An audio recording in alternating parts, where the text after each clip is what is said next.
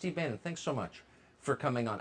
You can't kind of help but notice that you were convicted of a crime, which is not actually a crime most of the time in Washington or ever, within the same 24-hour period as a guy who tried to murder a gubernatorial candidate in New York was released with no bail. What are we to make of these two events occurring the same day? Well, as you can tell, the Democrats are completely lawless, and look how they've run this committee. There's no ranking member. There's no minority counsel. It's not like the traditional hearings that have galvanized the nation in the past. And Tucker, I think it's one of the reasons that it hasn't really had that big an impact.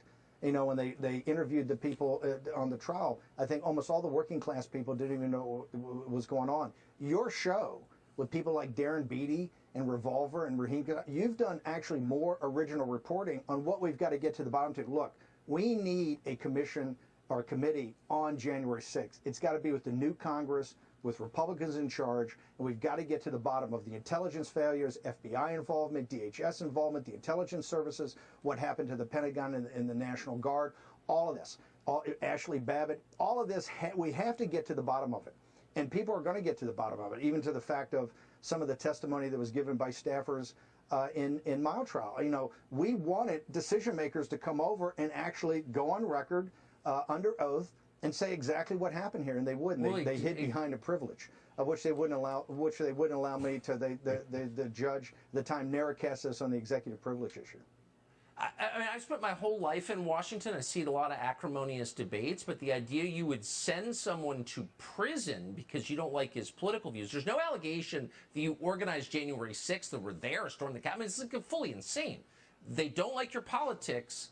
They hate your attitude, and they're trying to send you to jail. Did you think this? I didn't think this could happen. We'll start there. Did you think this could happen? 100% I think it happened. Remember, these guys all thought they were going to change China and the Chinese Communist Party. They're taking on the aspects of the authoritarian state and state capitalism combined. This is the elites that run this country. This is exactly how they want to run it. Remember, Tucker, I'm not new to this. I've spent more than any Trump official in intense being a witness in the Mueller Commission for, I think, 30 hours, in the House Intelligence Committee, the Senate Intelligence Committee. I had Bill Burke, I had Alex Spiro. Here I had David Schoen. I had top lawyers. They wouldn't even let it be that I could rely on the opinion of my lawyer. Here they took away every possible defense so somebody can have a defensive law. Okay, that's why we didn't even put on a defense. We just had an opening argument and a closing argument.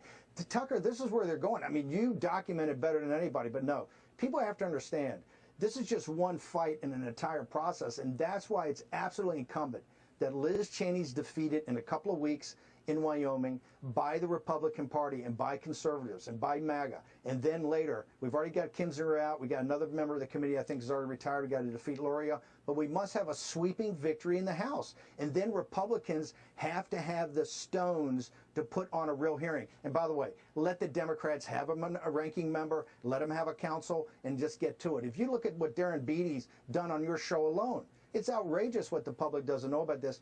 For the good of the system, this has to happen.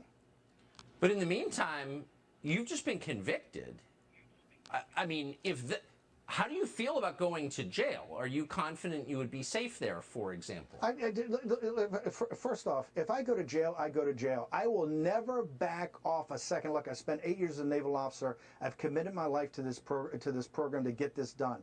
I will never back off. I support Trump and the Constitution, and I'm not backing off 1 inch. If I go to jail, so be it. But look, we've got a long appeals process. Andy McCarthy did a great hit on Fox earlier today. We got a long appeals process. I think the law is with us on a number of situations. I think some of this is really going to be adjudicated, maybe even higher than the appellate courts. I'm very confident that we're 100% right on the law, but I'm going to fight this all the way. And this is not the only battle we're fighting. They're coming at us on every aspect. Look, they're trying to shut you down. They're trying to throw off Fox anchors. They're coming for everybody. And people have to understand, right now, this is an ideological war, and we cannot lose. The fate of the country is over the next couple of years. And if people just want to go on vacation and say, hey, I'll just let it get sorted out, that's fine. But there are just thousands and thousands and thousands of fighters out there to say, we're not going to back down 1 inch, and I'm not going to back down 1 inch at all. Did you think during the course of this trial maybe you should call Eric Holder and Lois Lerner, both of whom live in Washington, and just say, like, how'd you beat this? Like, what's the secret sauce here? the secret sauce is they're in power. And also, let's be honest, the Republicans have been controlled opposition. That's what has to change. That's for sure. This November, not only do we have to deliver a crushing blow to this Democratic Party apparatus, but then we have to really govern it. I mean, govern on offense. Every committee in the House has to be an oversight committee. We have to go after the Biden administration, which is illegitimate. You can tell they're illegitimate. Look how the Saudis mock us to our face. Look how the Chinese Communist Party have absolutely no respect. They understand he's illegitimate. We have to get in there in January. Every committee's got to be an oversight committee, and we have to have a real January 6th committee, including to get to the staffers now and see about the lies and misrepresentations they put on national television to defame people.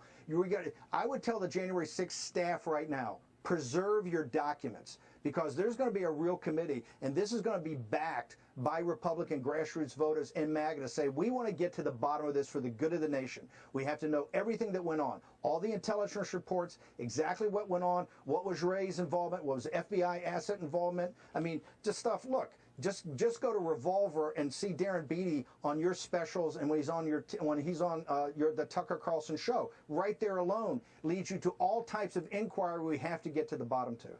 Yeah. If Republicans win and Mitch McConnell's still running the Senate, you got to wonder, like, is it even worth it?